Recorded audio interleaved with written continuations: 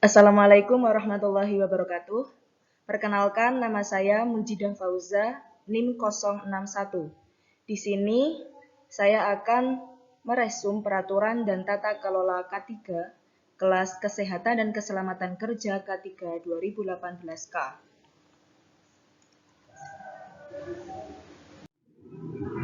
Undang-undang yang digunakan untuk meresum ini yaitu yang pertama, Undang-Undang Nomor 1 Tahun 1970, yang kedua, PP Nomor 50 Tahun 2012, yang ketiga, UU RI Nomor 13 Tahun 2003 tentang Ketenagakerjaan, dan yang keempat, ISO 45001 2018. Yang pertama yang saya ulas yaitu Undang-Undang Nomor 1 Tahun 1970.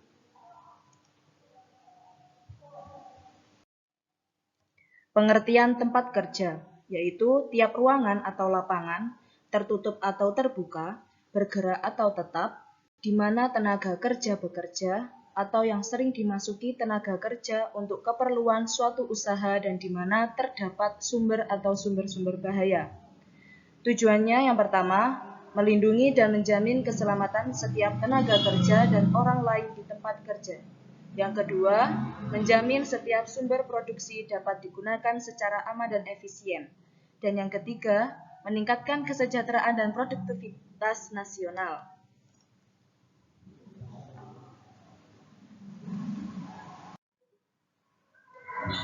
Dasar hukum yang digunakan yaitu yang pertama, pasal-pasal 5, 20, dan 27 Undang-Undang Dasar 1945.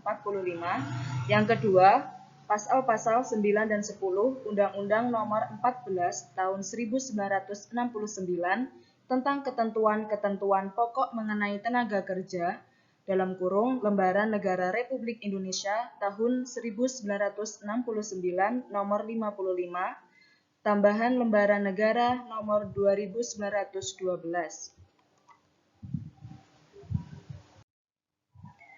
Ruang lingkup, yaitu yang pertama, kesehatan dan keselamatan kerja diterapkan di semua tempat kerja yang di dalamnya melibatkan aspek manusia sebagai tenaga kerja, bahaya akibat kerja, dan usaha yang dikerjakan. Aspek perlindungan meliputi yang pertama, tenaga kerja dari semua jenis dan jenjang keahlian. Yang kedua, peralatan dan bahan yang dipergunakan. Yang ketiga, faktor-faktor lingkungan fisik, biologi, kimiawi, maupun sosial. Yang keempat, proses produksi.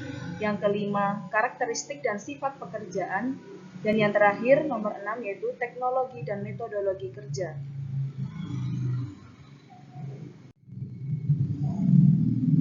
Baik, di sini ada syarat-syarat K3, yaitu syarat-syarat tersebut memuat prinsip-prinsip teknik ilmiah menjadi suatu kumpulan ketentuan yang disusun secara teratur, jelas, dan praktis yang mencakup semua bidang. Yang selanjutnya yaitu adalah pengawasan K3. Penjelasannya ada di yang pertama, pasal 5, yaitu direktur melakukan pelaksanaan umum, sedangkan para pegawai dan ahli keselamatan kerja menjalankan pengawasan. Yang kedua berada di pasal 6, yaitu jika tidak dapat menerima keputusan direktur, dapat mengajukan permohonan banding. Tata cara banding ditetapkan oleh Menteri Tenaga Kerja. Keputusan panitia banding tidak dapat dibandingkan lagi. Selanjutnya nomor 3 ada di pasal 7, yaitu pengusaha harus membayar retribusi menurut ketentuan-ketentuan di peraturan perundangan. Selanjutnya yang nomor 4 ada di pasal 8, yaitu pengurus wajib memeriksakan kondisi tubuh sesuai dengan sifat-sifat pekerjaan yang diberikannya atau yang diterimanya. Pengurus wajib memeriksakan semua tenaga kerja yang berada di bawah pimpinannya secara berkala.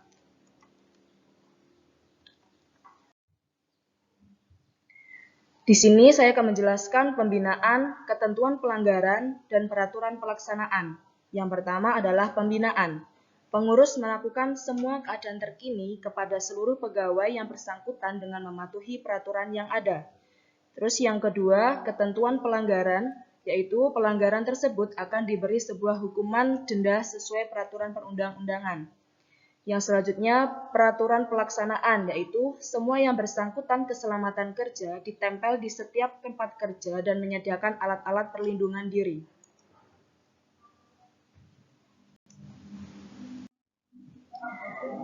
Bahasan yang kedua yaitu dari PP nomor 50 tahun 2012.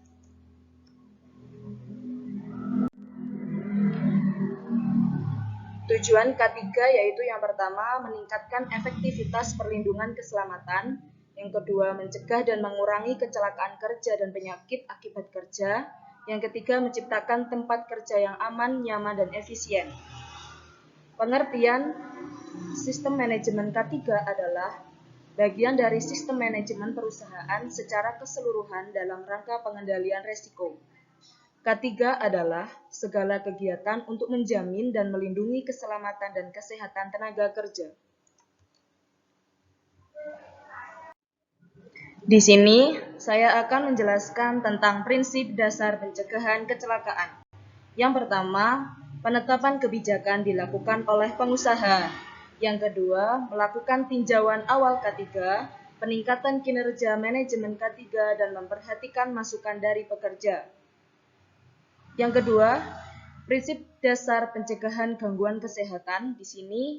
Yang pertama adalah dilakukan pemantauan kesehatan tenaga kerja.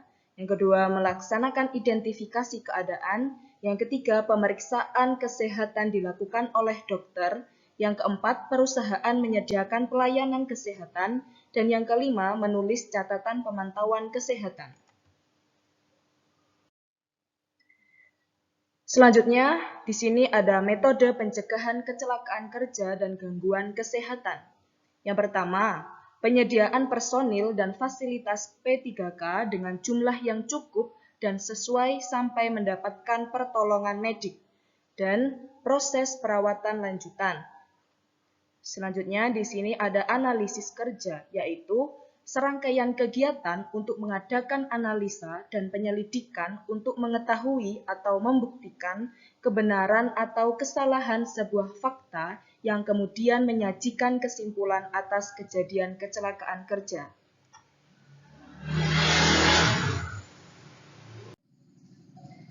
Selanjutnya, yang saya bahas yaitu yang nomor 3, UU RI nomor 13 tahun 2003 tentang ketenaga kerjaan.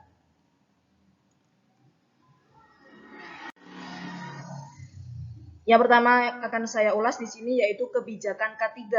Yang pertama yaitu penyusunan kebijakan K3, yang kedua penetapan kebijakan K3, yang nomor 3 membuat perencanaan K3 yang terkoordinasi, lalu selanjutnya nomor 4 diadakan peninjauan ulang secara teratur, yang kelima harus menunjukkan komitmen terhadap K3, yang terakhir nomor 6 setiap pekerja berperan serta dalam menjaga dan mengendalikan pelaksanaan K3.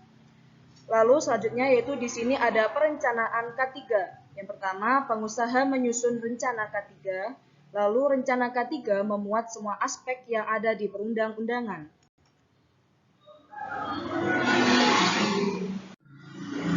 Baik, di sini ada dua bahasan, yaitu yang pertama, pelaksanaan K3 yang terdiri dari tindakan pengendalian, perancangan dan rekayasa, prosedur dan instruksi kerja, penyerahan sebagian pelaksanaan pekerjaan, pembelian atau pengadaan barang dan jasa, produk akhir, upaya menghadapi keadaan darurat kecelakaan dan bencana industri, dan yang terakhir, rencana dan pemulihan keadaan darurat. Yang kedua adalah evaluasi K3, yang terdiri dari yang pertama melakukan pemeriksaan, melakukan pengujian, melakukan pemeriksaan lanjutan, dan yang terakhir audit internal sistem manajemen K3. Ini adalah bahasan yang terakhir, yaitu perbaikan K3, yang terdiri dari yang pertama, perubahan peraturan perundang-undangan, yang kedua, tuntutan dari pihak yang terkait dan pasar, yang ketiga, perubahan produk dan kegiatan perusahaan, dan yang keempat, perubahan struktur organisasi perusahaan, yang kelima, perkembangan ilmu pengetahuan dan teknologi, termasuk epidemiologi, dan yang keenam, hasil kajian kecelakaan dan penyakit akibat kerja, dan yang ketujuh adanya pelaporan, dan atau yang kedelapan adanya saran dari pekerja atau buruh.